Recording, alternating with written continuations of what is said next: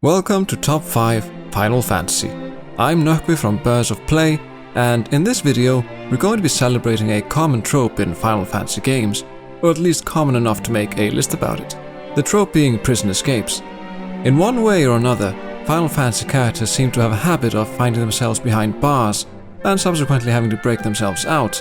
After all, the world isn't going to save itself.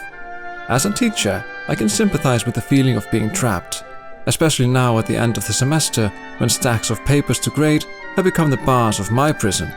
But I can also appreciate the sense of freedom that accompanies a successful prison break, just like it accompanies the promises of summer break. See what I did there?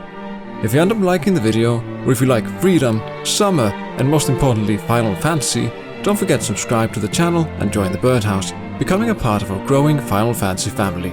But without further ado, it's time to break free. I want to break free! Number 5. Via Purifico from Final Fantasy X.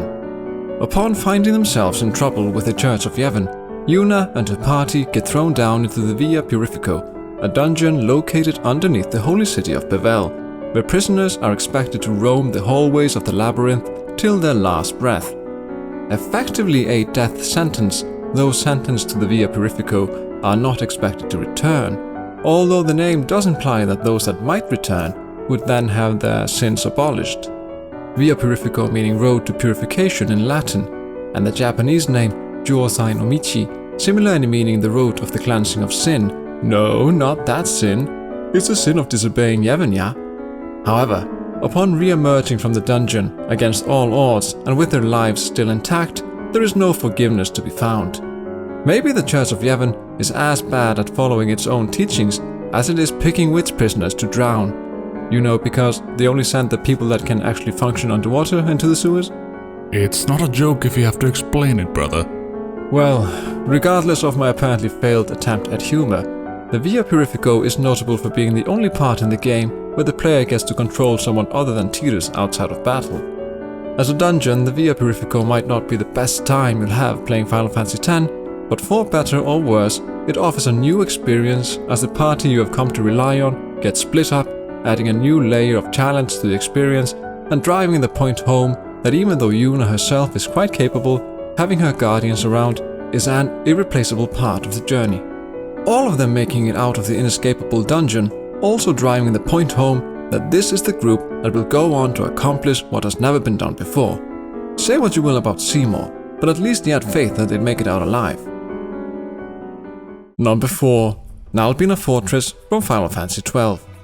Although not a proper prison, Vaan, Balthier and Fran are thrown into the Nalbina dungeons, adapted from the lower floors of the once great Nalbina Fortress.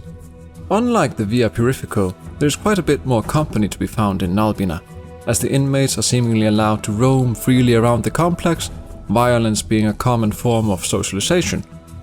When Vaan gets attacked by a group of Sikh, Balthier gets a chance to chime in and show not only a little bit more of his cool and composed side, but also his compassionate and perhaps even righteous personality, as he is unwilling to leave Vaan to his fate, even though he has only known him for a brief while. After recovering their weapons, the escape then becomes pretty much standard fare as the party is invited to fight its way out, but on the way they encounter Basch, chained up and literally left hanging.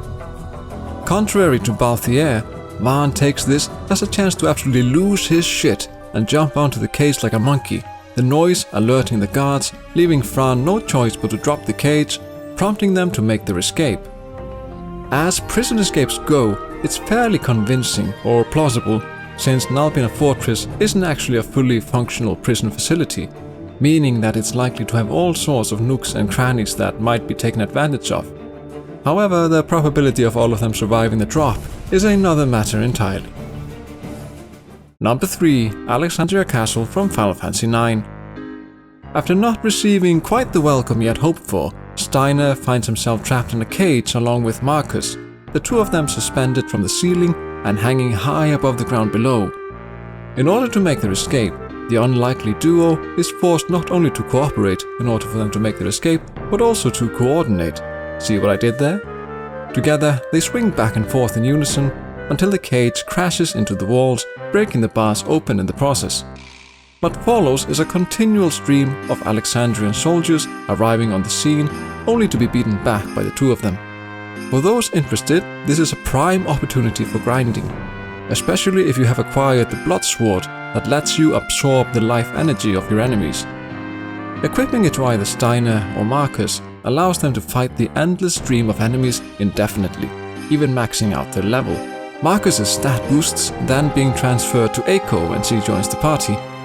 The only cost behind this method being the time it takes and the innumerable lives of Alexandrian soldiers it requires. Regardless of whether you opt to go on a killing spree or not, this particular prison break signifies a major turning point for Steiner's character, as his accumulative doubts finally manifest through action as he displays admirably and in the face of much adversity where his true loyalty lies. This is therefore a pretty meaningful escape, not to mention that the swinging back and forth thing is pretty fun. Number 2. D District Prison from Final Fantasy VIII. After a failed assassination attempt, the party finds itself imprisoned with their weapons confiscated. For Rinoa, escaping the prison is easy enough, as he gets picked up and escorted off the premises on her father's orders. The rest of the party, however, has to come up with its own plan to get out. The D District prison escape is probably the most classic take on a prison escape in the Final Fantasy series, but maybe it's as insane as it is classic. Cell starts by luring the guard in by telling him that Quistis and Selphie have been bitten by a snake, and like any professionally trained guard, he of course comes into the room alone to check on them, only to get knocked out by Cell. Cell then exits the cell, see what I did there, and goes to get their weapons, which are conveniently lying around on the next floor. And once everyone is armed, the prison's magic jammer is disabled by the security system itself, allowing the party to use their full abilities. Seeing as this is a very iconic prison escape, one would be forgiven for thinking it would be at the top of the list, but it's somewhat weighed down by the sheer amount of running up and down that's required, the floors essentially being copied assets with minimal alterations. But most of all, it's dragged down by that damn divider thingy that forces you to run an entire lap around the entire floor instead of just going straight to the next staircase. Just jump over it, god damn it. Also bring Moombas back. Give me more Moombas! Number 1. The Shinra Building from Final Fantasy VII. Final Fantasy VII loves its prisons. There's a prison underneath the Gold Saucer, where an amusement park has seemingly taken the law into its own hands. There's also some sort of prison facility in Junon, as the party gets detained there later on in the game, but the first jail cell is in the Shinra Building itself, back in Midgar. While imprisoned there, the party gets some time for a good heart-to-heart after all the hustle and bustle of breaking into the building and scaling its many floors. Unlike the other prison escapes on this list, however, the party doesn't escape on its own, since they awaken to find an open door, allowing them to make a break for it.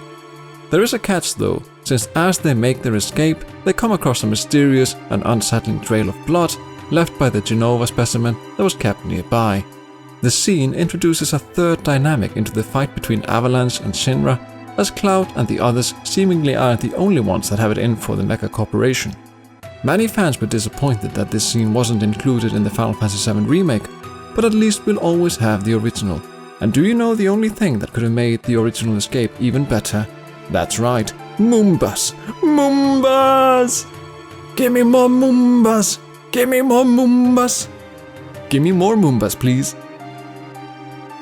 Hi everyone, it's me, Pietr. Thanks for watching our video. If you liked it, then peck that subscribe button with your human beak and leave us a comment. Bye for now. Kaka!